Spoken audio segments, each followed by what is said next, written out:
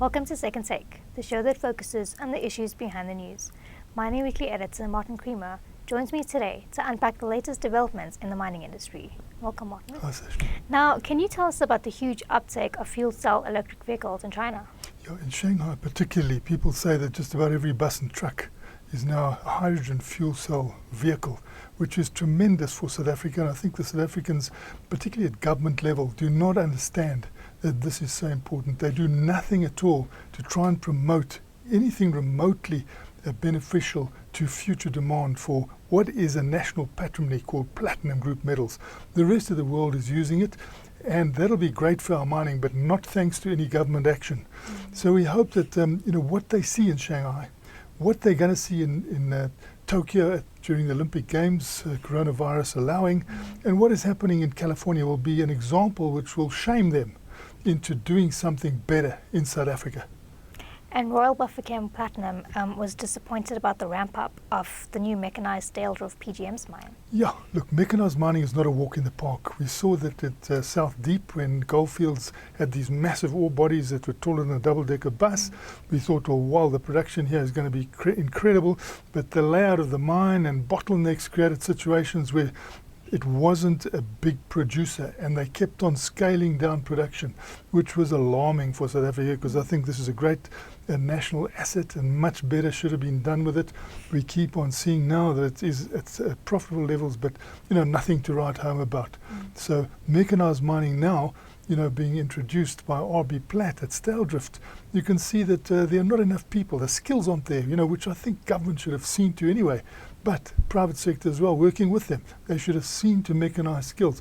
What is happening, these mechanized skills are mobile because we've been used to drill and blast, and that's why we've been doing mining. So you get someone, he gets in the vehicle, he does a bit of work, and he gets an offer somewhere else and he's gone. So that is really scandalous, because I think the government should have come to the party with their education system, but we see it's in chaos. And lastly, Implats is interested in building a 200 megawatt solar power plant in Zimbabwe. And this is again an indictment on the South African government, how a South African company can go in next door and just have no red tape but only red carpet, and they get in what they're looking for, 200 megawatts there of power, which benefits the country. We also need that sort of thing. They've said it's urgent. You don't see any urgent action. In fact, you almost hear from the powers that be that they are not going to push it fast, that they're going to slow it, that they want coal to be mined in an era where we have to have coal mined, obviously. But if you're going to have growth, rather do it with the new emission-free opportunity. Yet, you can see mines that are ready to have, licensed operation of solar power, wind power. They're ready. You get governments like the Canadian government announcing at the PDAC, yes, there's going to be tax relief for anyone who produces a heavy haul vehicle that has no emissions, that is green. We're going to give them massive 100% tax breaks, because they realize this is an urgent thing, not only from an energy point of view like we've got, but also from the planet point of view.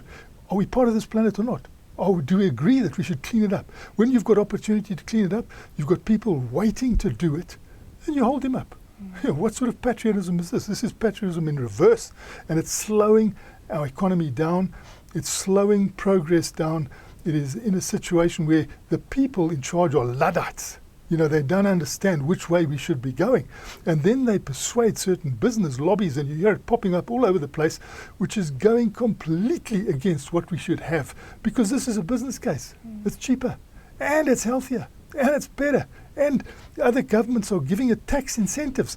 We're not even letting it happen. Never mind give it tax incentives, we're holding it up. Not acceptable by, our people who are supposed to be promoting growth, supposed to be creating job opportunities, supposed to be trying to close the inequality gap and trying to limit poverty. They are adding to it. And we're paying their salaries, but they don't believe that. They're the arrogant ones who think they can slow everything down to the detriment of this country. Thanks for speaking to us, Martin. It's a great pleasure, Sashni. That's it for today. Join us again next week for more news analysis on the local and global mining industries. And don't forget to listen to the audio version of our Mining Weekly daily email newsletter.